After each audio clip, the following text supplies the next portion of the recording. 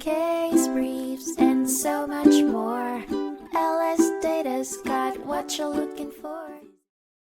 In 1961, the Supreme Court of the United States tackled the divisive issue of free speech and government censorship in the landmark case, Times Film Corp v. City of Chicago. At the heart of the case was the question, does the constitutional protection of free speech grant an absolute right to exhibit any motion picture without any form of governmental checks? The lawsuit originated from a contentious provision within the Municipal Code of Chicago. This policy mandated all motion pictures be scrutinized prior to public exhibition. Refusing to comply, the New York-based Times Film Corp sought to screen the film Don Juan in Chicago without prior examination, sparking an ideological clash with the city officials. When Chicago denied the firm a permit, the corporation appealed, contending that the provision constituted a prior restraint violating both the First and 14th Amendments. Despite the compelling argument, the lower courts dismissed the complaint.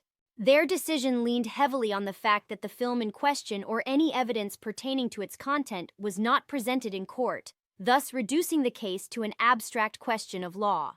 Amplifying the blow to Times Film Corp's cause, the Court of Appeals upheld this line of reasoning, further affirming the lower court's decision. The Supreme Court then agreed to hear the case. Their decision, however, sustained the judgment of the lower courts. The High Court ruled that freedom of speech, while ensuring the liberty of expression, does not confer absolute freedom. There are situations where it may be limited, especially when it conflicts with public welfare. Although the court upheld the notion of prior restraint in this context, they emphasized that this did not empower city officials with the discretion to arbitrarily censor films. Meanwhile, the decision also didn't impose any limitations on potential remedies that the state could explore. While the Supreme Court's decision preserved the legality of prior restraints, it asserted that the government could not unreasonably curtail individual liberty, maintaining a delicate balance between censorship and freedom.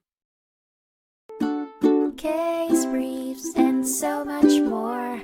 LSData's got what you're looking for. Visit lsd.law, elevate your mind. Leave the stress of class.